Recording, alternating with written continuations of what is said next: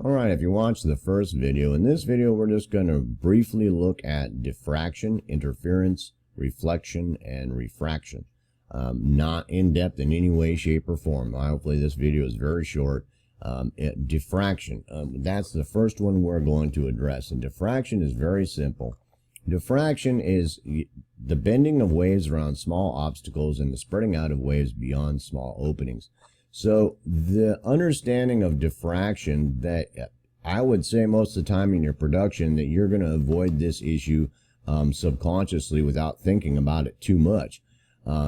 If you're dealing with just music production and you're recording in your studio and you're mixing and things like that, it's very doubtful that you're going to have to deal with that a whole lot. Lower frequencies you'll hear a little bit better as sound bends around objects.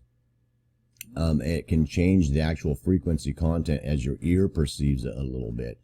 But, you know, that's a very simple description of it. And if I would not think about it too much in your recording, mixing, and mastering, more than likely that you, just in putting your studio together, have really gone out of your way to make sure that you've dealt with diffraction without even understanding that it exists.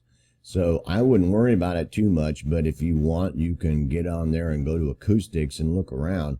But that's just a basic understanding of it. And I would say for the most part that you're not going to have any issues with it or have to deal with it.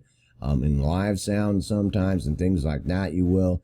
The only thing it's probably going to affect is it can affect reflections when you have objects in the room and how sound bends around things and then reflects, and it starts bouncing all over the place. That can cause issues. So that is one of the things that it will do in your studio and affect your reflections. More than likely in your studio environment, without even thinking about it, that would probably be one of the only issues that you would have to deal with. So that's just a quick look at diffraction. All right, interference. We're going to try to address this very simply if I can. That when you're speaking of interference, the first thing you think about is something's interfering with it. Well, refer back to diffraction for the most part. And you've probably gone out of your way in your studio to make sure you're not dealing with any interference of that type anyway, or wherever you happen to be working with sound. The way that this is basically explained in the context of acoustics is that you can understand antiphase, like reverse phase. You know that the signals will cancel each other out, two exact signals, completely reverse of themselves, and phase coherence, that they're running the same frequency. Now, interference, that most of the time when they're speaking of it here, is that if you take a point in time here on, look at this like as a spectroscope or a scope, that where the waves are at any given point, their multiplication and the addition of them at whatever level both of them are at is the level of the red line that you see there. That basically is a multiplication of the two, a combination or addition. So the answer to that, if you're dealing, a real quick example, this basically, when I think of this as any two waveforms that are going through time and being combined, that you've got, let's say you've got mountains of them, you've got 1,000 of them there, that, the addition of all those points at any given point is what the complex waveform value at that point is given. So when one's lower or one's higher or in between, that the combination of those is going to be what that decibel level is at that point. And the complex part about it is, for a certain short given amount of time, is that it's viewed as a distorted sinusoid that produces a sound for that moment in time. Just like a sinusoid makes a sound. It's, from the beginning of it, as it goes up, goes back down through zero, and then comes up again to zero, that one cycle is going to produce a certain frequency. Well, a cycle of 1,000 or 2,000 sinusoids at different decibel levels and at different frequencies, that the combination of those for that short period of cycle is going to produce a sound. Does that make sense? And I know that sounds strange to look at your entire symphony is basically a distorted sinusoid, but that's what it is. And, you know, the problem with interference is that when two or more sinusoids are combined, that wherever those two sinusoids are at in decibel level at that point, that combination is the level of the sinusoid of the combination of them. Does that make sense? And that's kind of a hard concept to grab a hold of. But the problem is something real simple. There's a couple of different ways to look at it. Is that you've got a bunch of different frequencies from a band at 500 hertz. Well, the combination of them at the decibel levels that they are going to dictate the decibel level at 500 hertz at that moment in time. So now you're dealing with phase issues of all those different frequencies and their decibel levels at that frequency, which may not be even dealing with phase issues. So I know that sounds really complex, and if you can't get a hold of that concept that simply, you probably need to do some reading. The other way to look at it is like here you've got two frequencies that are the same level or the same frequency, and as they get out of phase of each other, that the combination of those two generate the level of the combined sinusoid, which is the red sinusoid. So let's say you've got you've got three instruments at a certain point in time in a mix at 500 hertz. Well, at 500 hertz, them and where their phase at is in each other, it might make that 500 hertz level very low, or it might be way high. So all of a sudden you're looking at your mixing going, whoa, dude, at 500 hertz, I got this huge spike. And it might be a phase problem with the instruments or the combined instruments and where their decibel levels are at that moment in time at 500 hertz. So I hope that was real simple to understand, because sometimes when you start EQing to drop something down, that sometimes you are dealing with the phase of the mix differently than going back and looking at the phase of those instruments at that point of time in relation to the other ones. And I know that sounds real complex, but it is complex, and it can be very, it can have a huge impact when you're setting up for a live band, or when you're recording a live band, and when you're mixing, that concept sinks in so that it's taken into consideration when you start to try to mix those together, and that could be happening, and what's happening with the decibel levels when you're looking at a spectrogram and all of a sudden you see a peak at 500 hertz, that can be a huge part of what's going on and why that's happening. So basically, that's a real simple explanation of interference. All right, reflection. Well, let's look at this very simply. It's a very simple concept that you probably have a basic understanding of anyway.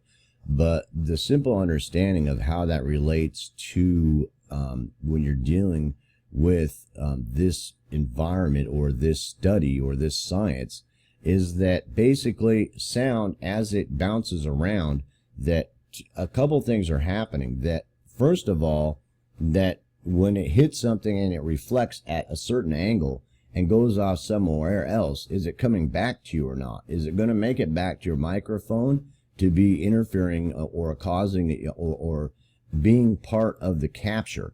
And materials, and then the first part, it can bounce off the wall to the door, to your aquarium, to the mirror, to your mother-in-law, who might absorb all of it, or she might go and ruin your whole mix. I'm just kidding. But anyway, the understanding that bounce around, what are those materials doing to the sound? Does that make sense? So it hits the wall, and then it comes back and hits your iPad that you got there that you set up for your mixing, and that's those surfaces or any surface around where it's going. Rough materials are going to cause a type of a diffusion and cause different types of reflections. Softer materials, harder materials, and what's happening with that, from going up from above, from below, from the sides, from all over the place, those things are eventually, some of them are going to make it back to your capture.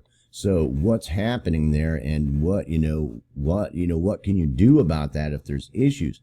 But the basic understanding of that is, the materials and, and the actual angles to where, how's it coming back? What's making it back to the microphone? And it can get very complex because sometimes you put up materials in your studio to diffuse, to absorb, and sometimes you'll put up materials in your studio to actually reflect harder. That way that you've got frequency response area in your room that you want to be a very huge part of your capture, and so you've actually put material there to heighten its reflection so that it reflects better. Does that make sense? And those kind of issues can be very complex. My suggestion in dealing with that is that get something like one of the programs that I was showing you for checking your room frequency response and impulse response, and kind of looking at that. There's lots of programs that you can get, even free ones, to kind of check your room out, and you're probably you can get into doing all of that, but you're in a simple setup that you're basically, your best bet is to try to kill all of it. That means that to try to get as little interference to your capture as possible. And you look at big studios and they spend a lot of time on acoustical treatments because they want to cancel out those reflections, they want to absorb those reflections, they want to diffuse those reflections, they want to heighten those reflections to heighten the because those parts of the room and those acoustical aspects are very likeable as far as they're concerned, and very much something that they see as good, and so they're trying to heighten them so that they actually reflect better in those areas, so that they're actually constructing the frequency response of that room with architectural materials. And you can get very much in depth into that, but my suggestion is to keep it very simple.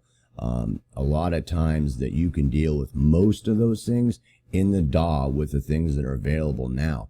And if you can just get as clean a capture as possible, anything you want to do to enhance it can be done in the DAW.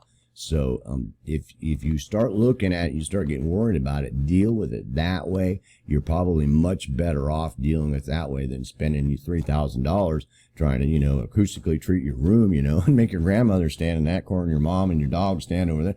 Just kidding, but you understand what I'm saying. It can get kind of complex, and the more stuff you get in your room, the more complex it's going to get. So, the best bet is if you can set up a room just for recording.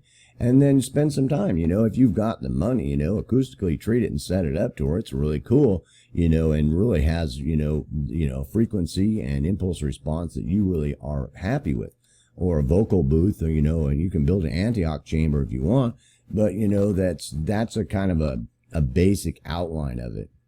And try to keep it very simple and just try to keep your capture as clean as possible is my basic suggestion. You can get as advanced as you want with it, but just take those things into consideration and read about them a little bit.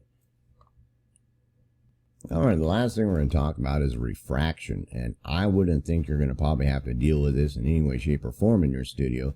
It's very possible, but it's not very likely. So if you want to read about it a little bit, by all means do. But unless you're recording underwater or in a huge space, and you're really having to deal with temperatures and things like that can affect and cause refraction in your audio in the space that you're working on, the chances are that a simple understanding of refraction, you look at a straw in water, a stick in water, and light, how light gets refracted. Audio can do the same thing, but you're probably not going to have to deal with it a whole lot. The sound more than likely isn't going to be anything that's going to get refracted in your type of environment, that it's going to be something you're going to have to deal with. So my suggestion is you can read a little bit about it, but it's very unlikely that you're going to have to deal with it too much. So I hope that gave a basic understanding of those three subjects, and if you want to really study them in depth, I suggest you get on Wikipedia and look at all four of those, and then just hit every link that's on there and follow it around for a while, depending on what aspect might be pertinent in your area that you're having to deal with. But those are the basic understandings of it and probably what you'd have to be dealing with. So I hope that was helpful, and peace, hope, love.